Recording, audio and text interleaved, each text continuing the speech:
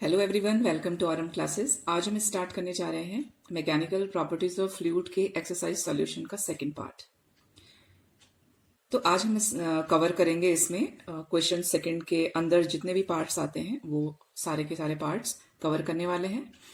अगर आप चैनल में नए हैं, अभी आपने सब्सक्राइब नहीं किया है, तो प्लीज चैनल को सब्सक्राइब करिए। ये वीडियो के नीचे रेड कलर का बटन है, आप उसको हिट करिए और उसी के पास में बेल आइकॉन है, उसको भी। तो जितने भी पार्ट्स मेरे अभी अपकमिंग जितने भी वीडियोस आएंगे तो उनके अलर्ट आप तक इजीली पहुंचेंगे। चलिए स्टार्ट करते हैं।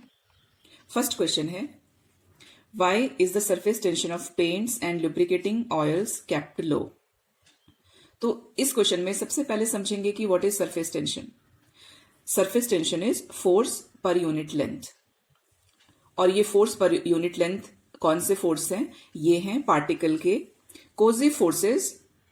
कोजी फोर्सेस क्या होते हैं? कोजी फोर्सेस होते हैं जो सेम सब्सटेंस एक्सपीरियंस करते हैं या एक दूसरे पे एक्सर्ट करते हैं। जैसे suppose this is water molecules, तो if these are water molecules, तो ये वाला पार्टिकल इस पार्टिकल पे एक अट्रैक्शन फोर्स एक्सपीरियंस करवाएगा और ये इसको होल्ड करके रखेगा। तो this is cohesive force. Adhesive force होता है जब डिफरेंट सब्सटेंस के बीच में होता है। If this is the boundary of glass and this is water, तो ग्लास के जो पार्टिकल्स हैं उसके और वाटर के बीच जो फोर्स ऑफ अट्रैक्शन है उनको हम एडेसिव फोर्सेस कहते हैं। तो यहां पे हम कोजी फोर्सेस की बात करेंगे। ये वाली जो लेयर है पार्टिकल्स की, दिस इज इनसाइड लेयर, और ये सरफेस की लेयर है पार्टिकल्स की। तो अगर सरफेस टेंशन हाई है, हाई सरफेस टेंशन का मीनिंग है कि ये पार्टिकल इन पार्टिकल को स्ट्रांगली अंदर की तरफ इनवर्ड पुल एक्सपीरियंस करवाएंगे और ये पार्टिकल्स स्प्रेड नहीं हो पाएंगे सरफेस एरिया में। हमको क्या करना है, जब हम ऑयल या लुब्रिकेशन कर रहे हैं तो हमको एक सरफेस एरिया में स्प्रेड करना होता है पेंट या ऑयल, तो उसके लिए ये सरफेस टेंशन कम चाहिए। तो surface tension is kept low to help paints and oil to spread over a large surface area, because we know that surface tension is force पर यूनिट लेंथ। और ये डायग्राम बना के आप उसको एक्सप्लेन कर सकते हैं। So this way to keep surface tension low we increase surface area.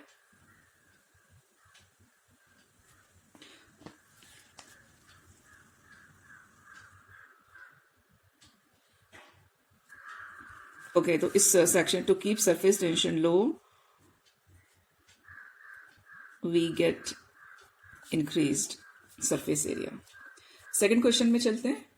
Second question है, how much amount of work is done in forming a soap bubble of radius R. तो एक सोप बबल के formation में work done कितना होता है? This is the question.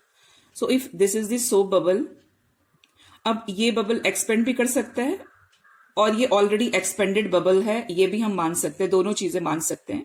अगर इसका एक्सपेंशन के थ्रू हम अगर बबल को एक्सप्लेन करेंगे, then we will have two radius, एक आर होगा और ये इसमें इंक्रीज जो है स्मॉल इंक्रीज ऑफ रेडियस है, वो दोनों कंसीडर करके हम इसका फाइनल जो बाहर वाली डॉटेड लाइंस हैं वो वाले बबल का वर्क डन फॉर्मेशन में हम इसको मेजर कर सकते हैं। तो दोनों ही केसेस ले सकते हैं, उसमें बहुत ज्यादा डिफरेंस नहीं है। अगर आप यहां से लेके यहां तक और इसको भी इंक्लूड कर रहे हैं, चेंज इन रेडियस, तो सिंपल जब हम एरिया का डिफरेंस निकालते हैं तो A1 एरिया हम अंदर वाले इस R को कंसीडर करते हैं। तो उस केस में हम 4 पाई आर स्क्वायर लेंगे, और जब ये लेंगे, जब हम यहां से लेके यहां तक वाला A2 एरिया कंसीडर करेंगे यहां पे कैलकुलेशन के लिए, then we will take 4 pi R plus delta R का स्क्वायर एंड अकॉर्डिंगली कैलकुलेट करके हमको एक एक्सप्रेशन मिलेगा। फिर बाद में हम क्या करते हैं, जो डेल्टा आर स्क्वायर वाला टर्म है उसको रिमूव कर देते हैं, क्योंकि ये जो सेक्शन है ये बहुत स्मॉल सेक्शन होता है, मतलब ये वाला जो मेजरमेंट है बहुत स्मॉल है, तो दैट वे वो एक्सप्रेशन हमको वो नेग्लिजिबली स्मॉल होता है, इसलिए वी कैन इग्नोर इट। और फाइनली हमको 8 पाई आर स्क्वायर मिलता है डिफरेंस इन एरिया। तो ये एक्सप्रेशन यहाँ पे एरिया का है, लेकिन हमको वर्क डन कैलकुलेट करना है, तो we know that work done is surface tension into area, change in area कितना हुआ है, surface tension into change in area. तो ये एक्सप्रेशन है वर्क डन का। ये एक्सप्रेशन क्यों है, ये आप सरफेस टेंशन से भी ड्राइव कर सकते हैं। सरफेस टेंशन होता है टेंजेंशियल फोर्स पर यूनिट लेंथ, मतलब F डिवाइडेड बाई L, यहां पे लिख कर सकते हैं। अगर हम सरफेस टेंशन की बात करें तो this is F divided by L ठीक है। वर्क डन हमको मालूम है कि वर्क डन का एक्सप्रेशन जो होता है ये फोर्स इंटू डिस्प्लेसमेंट, इसका मीनिंग है फोर्स इज इक्वल टू होगा W डिवाइडेड बाई डिस्प्लेसमेंट। यहाँ पे अगर आप उसकी वैल्यू रखते हैं आपके फोर्स की W divided by displacement, W divided by displacement हम लेंथ की टर्म में ले लेते हैं टू सिंप्लीफाई इट, तो हमको ये मिल जाता है वर्क डिवाइडेड बाई एरिया। तो W हो जाएगा सरफेस टेंशन इनटू एरिया, तो ये टर्म ऐसे रिलेट करता है फोर्स से। तो अब यहाँ पे जो A का वैल्यू है चेंज इन एरिया इतना है and we will put the value. तो work done in increasing the surface area by कितना इंक्रीज हो रहा है, DA, बहुत स्मॉल इंक्रीज हो रहा है। तो this increase is stored as excess surface area, और ये एक्सप्रेशन हमको मिलता है। आप ऐसे ड्रॉ करके लेबल भी कर सकते हैं। यहाँ पे एटमॉस्फेरिक प्रेशर है बबल के बाहर और अंदर है इसके इंटरनल प्रेशर, तो ये इसका आंसर होगा। नेक्स्ट क्वेश्चन है, ये क्वेश्चन MCQ में भी आया था फर्स्ट पार्ट में। What is the basis of Bernoulli principle? तो basis is conservation of energy. तो conservation of energy is principle of Bernoulli, तो बर्नौलीज थ्योरम। तो ये आप और कैसे प्रूव कर सकते हैं? आप लिख सकते हैं कि ऐसे आप डायग्राम ड्रॉ करेंगे, आप दो क्रॉस सेक्शन एरिया बनाएंगे, इनका हाइट सरफेस से इसका हाइट H1 है, इसका हाइट H2 है, this is A2 cross section area, this is A1। तो ये ब्रॉडर है और ये लेस सरफेस एरिया है। और फिर आप इसमें ये बता सकते हैं कि एनर्जी कांस्टेंट होती है, total energy of the system constant होता है। कितनी एनर्जीज हैं सिस्टम में? एक प्रेशर एनर्जी है PV, काइनेटिक एनर्जी है half mv square and potential energy है mgh। यहाँ पे मैंने इसको डेंसिटी ले लिया था रो। डेंसिटी अगर आपको डेंसिटी के टर्म में लेना है तो एक स्टेप और आगे आएगा, you will divide the whole expression by V, volume से डिवाइड करेंगे तो यहाँ पे वॉल्यूम कट हो जाएगा, यहाँ पे मास अपॉन वॉल्यूम तब डेंसिटी आएगा, यहाँ पे मास अपॉन वॉल्यूम तब यहाँ पे डेंसिटी आएगा।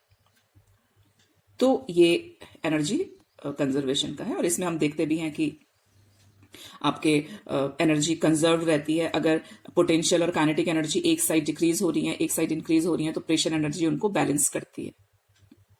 तो ये एक्सप्रेशन है बर्नौली प्रिंसिपल।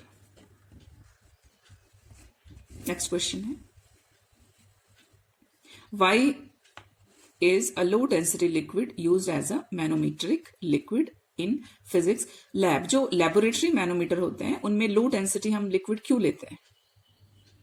तो पहले तो ये इमेजिन करना कि ये थोड़ा बड़ा साइज का मैनोमीटर होते हैं, बहुत मिनिएचर स्मॉल मैनोमीटर नहीं है।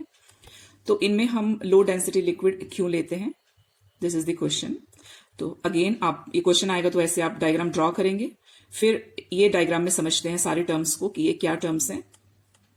इसमें दिस इज द फ्लूइड जो डॉट डॉट करके अंदर फिल्ड है, ये फ्लूइड है जिसकी बात कर रहे हैं क्वेश्चन में। ये वाला जो सेक्शन है ये कंटेनर या बलून या कोई भी सेक्शन जिसका प्रेशर हमको मेजर करना है, तो D पॉइंट का प्रेशर हमको मेजर करना होता है। D के अंदर कोई गैस फील्ड है या इसमें वैक्यूम है, तो ये अकॉर्डिंगली इस सेक्शन पे T पॉइंट पे अपना प्रेशर एक्सर्ट करेगा। तो T पॉइंट पे ये प्रेशर फील करेगा, इस एरिया का प्रेशर ज्यादा होगा तो ये इसको ऐसे पुश करता है लिक्विड को। अब ये फ्लूइड लो डेंसिटी क्यों होना चाहिए? क्योंकि लो डेंसिटी होगा तो ये इजिली मूव करेगा, यहाँ पे अपोज नहीं करेगा इस प्रेशर को, इसलिए एक्यूरेसी बनी रहती है कैलकुलेशंस में। यहाँ पे जो R, ये वाला जो पॉइंट है दिस इज R, ये एटमॉस्फेरिक प्रेशर फील करता है। तो यहाँ पे एटमॉस्फेरिक प्रेशर है और यहाँ पे प्रेशर है इनसाइड प्रेशर। तो ये दोनों प्रेशर्स को हमको कंपैरिजन करके मेजर करना होता है। हम कैसे कंपैरिजन करते हैं? अकॉर्डिंग टू पास्कल्स लॉ हम देखते हैं कि सेम पॉइंट पे हाइट के यहाँ पे देखिए आप S पॉइंट पे और T पॉइंट पे सेम प्रेशर होगा। S पॉइंट पे कितना प्रेशर होगा? S पे होगा प्रेशर R पे जितना प्रेशर है प्लस गेज प्रेशर रो GH। अब क्योंकि S और T पॉइंट एक है तो इसका मतलब T पॉइंट पे भी कितना प्रेशर है? R प्लस रो GH। और T पॉइंट पे जितना प्रेशर है वो एक्चुअल में D का प्रेशर है, तो D पे कितना प्रेशर है? R रो GH। तो यही आपका SM को कैलकुलेशन करना है। तो एक्सप्रेशन आएगा हमारा कि D पॉइंट पे कितना प्रेशर है, PD पे कितना प्रेशर आएगा, इस पे आएगा R पे जितना प्रेशर है मींस P0 प्लस रो GH। ठीक है, और PD पे प्रेशर हम कितना मान रहे हैं कैलकुलेशन के लिए? P, तो इस पे हो जाएगा P प्रेशर। यहाँ पे आप PD भी लिख सकते हो इसको, PD। ठीक है, इस पॉइंट पे तो PD PD minus P naught atmospheric pressure is equal to rho GH। तो ये दो जो प्रेशर का डिफरेंस होता है, this is gauge pressure of gas in container D। तो वो मेजर करने के लिए भी ये हेल्प करता है। इसमें नेक्स्ट क्वेश्चन है, what is an incompressible liquid. तो इनकम्प्रेसिबल लिक्विड होते हैं जिनकी डेंसिटी कांस्टेंट रहती है, डेंसिटी रिमेन्स कांस्टेंट। कंप्रेसिबिलिटी क्या होती है?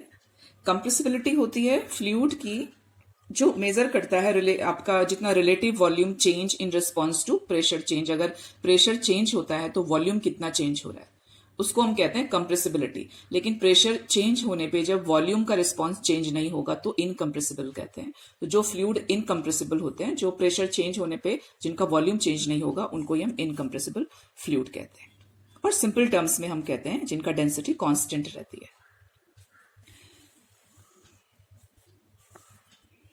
नेक्स्ट क्वेश्चन है,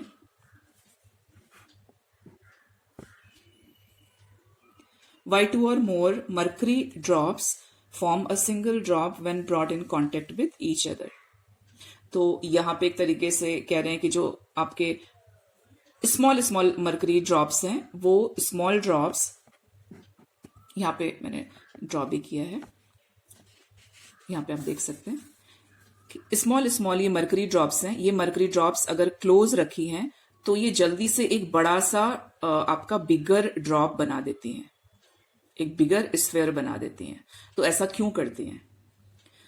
यहां पे अगर आप देखते हो, अगर ये ड्रॉप्स अलग अलग हैं, सेपरेट हैं, तो इनका सरफेस एरिया इंक्रीज्ड रहता है। इनका इस कंडीशन में सरफेस एरिया ज्यादा रहेगा। Collectively N number of drops हैं तो इनका सरफेस एरिया ज्यादा होता है इन कंपैरिजन टू अगर ये कलेक्ट होके एक बिगर ड्रॉप बना देती हैं तो सरफेस एरिया इनका कम हो जाता है। सरफेस एरिया कम होगा तो पोटेंशियल एनर्जी भी कम होगी और सिस्टम में सारे ही substance low potential energy acquire करने के लिए ट्राई करते हैं। So this is the reason ये जल्दी से एक बिगर ड्रॉप बना देती हैं जैसे ही कांटेक्ट में आएंगी। इसको आप लिख कैसे सकते हैं? Surface energy of single drop formed is less than the total energy. इसकी सरफेस एनर्जी कम होगी जो सिंगल ड्रॉप बन रही है, इनकी सरफेस एनर्जी ज्यादा होगी। तो ज्यादा एनर्जी की तरफ नहीं जाता सिस्टम, लो एनर्जी की तरफ जाता है। Every system tries to attain a state of minimum energy. The drop of mercury when brought in contact with each other form a single drop, इसलिए वो single drop बना देती है। नेक्स्ट क्वेश्चन पे आते हैं। हाँ, नेक्स्ट क्वेश्चन है, why does velocity increases when water flowing in broader pipe enters a narrower pipe। तो ये broader pipe से water flow हो रहा है, यहाँ पे broader pipe से water flow हो रहा है। अब ये narrow वाले पोर्शन में एंटर करेगा। ये हमने पढ़ा है कि वॉल्यूम सेम रहेगा, दोनों इससे जो एंटर कर रहा है फ्लूइड और इससे जो एंटर कर रहा है वॉल्यूम में सेम, क्रॉस सेक्शन एरिया में डिफरेंस आ रहा है। This is broader, this is narrower. तो जैसे ही नैरोवर में पास होगा तो इसकी वेलोसिटी इंक्रीज हो जाएगी। दिस इज द क्वेश्चन कि ऐसा क्यों होता है। तो ये हमको बताता है इक्वेशन ऑफ कॉन्टिन्यूटी की ऐसा क्यों होता है। इक्वेशन ऑफ कॉन्टिन्यूटी के अकॉर्डिंग एरिया और वेलोसिटी का जो प्रोडक्ट है वो कॉन्स्टेंट है। यहाँ पे कैपिटल ए एरिया है एंड स्मॉल वी वेलोसिटी है। तो इन दोनों का अगर प्रोडक्ट कांस्टेंट होता है, इसका मतलब हम इसको ऐसे भी लिख सकते हैं। यहां पे इसको हम दो तरह से एक्सप्लेन कर सकते हैं, दोनों का एक ही मतलब है यहां पे। तो इस वाले में V2 इंक्रीज हो रहा है और इसमें इसके कंपैरिजन में डिक्रीज रहता है। तो अगर कांस्टेंट है तो A1 V1 is equal to A2 V2 होगा। और अगर हम V2 का चेक करें, मींस इसका जो वेलोसिटी है A2 के लिए चेक करें तो हमको ये रिलेशन मिलता है। तो यहां से आप देख सकते हो कि V2 is inversely proportional to A2 यहाँ, ठीक है। एरिया ऑफ क्रॉस सेक्शन के V इनवर्सली प्रोपोर्शनल होता है, मतलब एरिया ऑफ क्रॉस सेक्शन अगर लेस है V will be more, V will be more. तो ये एक छोटे से एक्सप्रेशन से भी आप इसको बता सकते हैं, या फिर आप इसको ऐसे भी लिख सकते हैं, volume of liquid flowing at any cross section area is constant. तो वॉल्यूम कांस्टेंट है इसलिए इसमें कोई वॉल्यूम का तो रोल नहीं आएगा। और ऐसे भी एक्सप्लेन कर सकते हैं कि when water flowing broader pipe D1, अब यहाँ पे हम डायमीटर ले रहे हैं इसका, एंटर्स नैरोअर पाइप D2, तो वेलोसिटी इंक्रीज होती है। आप इसको एक्सपेंड करके भी लिख सकते हैं। तो ये MCQ भी है एक, तो उसके थ्रू भी आप कर सकते हैं। यहाँ पे वैल्यूज दी रहेंगी आपको D1 D2 की, और आपको यहाँ पे रिलेशन मिल जाएगा, रेशियो मिल जाएगा आपको। ऐसे तो ऐसे भी कर सकते हैं। एक्चुअली ये इसका ही थोड़ा सा इलेबोरेटेड फॉर्म है। फिर आते हैं 5th क्वेश्चन में। 5th question is why does the speed of a liquid increase and its pressure decrease when a liquid passes through constriction in a horizontal pipe? अब यहाँ पे पाइप इज हॉरिजॉन्टल, लेबल का यहाँ पे कुछ difference नहीं है, इसलिए हाइट तो यहाँ पे 0 है। क्वेश्चन आपसे कह रहे हैं कि speed of liquid increase and pressure decrease. तो जब कॉन्स्ट्रिक्शन आपके नैरो पार्ट से जाता है तो वेलोसिटी इंक्रीज होती है एंड प्रेशर डिक्रीज होता है। ऐसा क्यों होता है? तो इसमें हम आप 2 सेक्शन बना सकते हैं इस क्वेश्चन के लिए। यहां पे एक सेक्शन ये है जिसमें आप इक्वेशन ऑफ कॉन्टिन्यूटी से एक्सप्लेन करेंगे और आप एरिया और वेलोसिटी का रिलेशन बताएंगे। तो यहां पे according to equation of continuity is in questions को आप एक्सपेंड भी कर सकते हैं अकॉर्डिंग टू वेटेज, और इन क्वेश्चन को आप आपके शॉर्ट आंसर भी बना सकते हैं अकॉर्डिंग टू वेटेज। तो इक्वेशन ऑफ कॉन्टिन्यूटी के according when area of cross section decreases velocity of liquid increases. तो एरिया ऑफ क्रॉस सेक्शन हमने पढ़ा था कि ये अगर area of cross section broad है और ये नैरो क्रॉस सेक्शन एरिया है, तो when area of cross section decrease होता है, इस केस में ये A2 है, इस केस में V2 इंक्रीज होता है। दिस इज A1, इस केस में V1 डिक्रीज होगा। तो ये तो area of cross section and velocity का रिलेशन है, ये हमने देखा यहाँ पे। अब प्रेशर के टर्म में भी पूछ रहे हैं, क्योंकि क्वेश्चन में इससे पहले वाले क्वेश्चन में ये रिलेशन हमने किया था सेट, लेकिन प्रेशर के साथ रिलेशन के लिए फिर हमको बर्नौली थ्योरम एक्सप्लेन करना पड़ेगा। तो यहाँ पे ये एंड करके फिर नेक्स्ट लाइन से आप ये एक्सप्लेन करेंगे कि अकॉर्डिंग टू बर्नौलीज थ्योरम ये रिलेशन होता है total energy of the system is conserved, और टोटल एनर्जी में pressure energy plus kinetic energy and potential energy आती है। दोनों क्रॉस सेक्शन एरियाज की लेते हैं हम, तो ये कांस्टेंट होती है। If fluid flowing through a horizontal, अगर हॉरिजॉन्टल ट्यूब है, if this is the tube,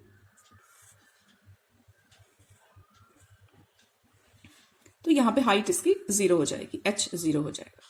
ठीक है, h 0 होगा तो ये वाला एक्सप्रेशन 0 हो जाएगा पोटेंशियल एनर्जी का, और हमारे पास ये एक्सप्रेशन रहेगा। तो ये एक्सप्रेशन, क्योंकि P plus half rho V square ये कांस्टेंट है। ये रो स्टूडेंट्स मैंने पहले क्वेश्चन में बताया था, ये यहाँ पे डेंसिटी कैसे बना, हम इस एक्सप्रेशन को V से वॉल्यूम से डिवाइड कर देते हैं, तो मास अपॉन वॉल्यूम डेंसिटी बन जाता है। यहाँ पे भी मास अपॉन वॉल्यूम डेंसिटी बन जाएगा, और यहाँ पे वॉल्यूम कैंसिल हो जाएगा, इसलिए हमको यहाँ पे P मिला है। तो क्योंकि दोनों का सम कांस्टेंट होता है, और according to equation of continuity हमने देखा कि वेलोसिटी में चेंज आता है क्रॉस सेक्शन एरिया के अकॉर्डिंग। वेलोसिटी क्या होती है? वेलोसिटी, क्रॉस सेक्शन एरिया कम है तो वेलोसिटी इंक्रीज्ड होगी, ज्यादा होगी। अगर हम यहां पे अगर हम A2 का केस लेते हैं, तो V2 यहां पे इंक्रीज्ड होगा। अब इस केस में अगर V2 इंक्रीज्ड होगा तो प्रेशर यहां पे डिक्रीज होना चाहिए, तभी इनका सम कांस्टेंट आएगा दोनों क्रॉस सेक्शन एरियाज के लिए। तो इसलिए जो P आएगा यहाँ पे P डिक्रीज्ड होगा, इसीलिए कांस्टेंट रहेगा, क्योंकि दोनों का सम कांस्टेंट है। तो फाइनली आप फिर नेक्स्ट लाइन से लिखेंगे कि this shows that velocity when velocity increases, और कहाँ इंक्रीज हो रही है वेलोसिटी? नैरो वाले क्रॉस सेक्शन एरिया में, तो प्रेशर डिक्रीज होता है। तो इस वीडियो के लिए इतना ही स्टूडेंट्स। अभी हम फिर से कल मिलेंगे आपको नेक्स्ट वीडियो लेके, बाकी क्वेश्चंस को लेके। प्लीज चैनल को अपने फ्रेंड्स के साथ शेयर करिए, ये उनके लिए भी हेल्पफुल होगा, और सब्सक्राइब करिए अगर आपने नहीं किया सब्सक्राइब। Thank you.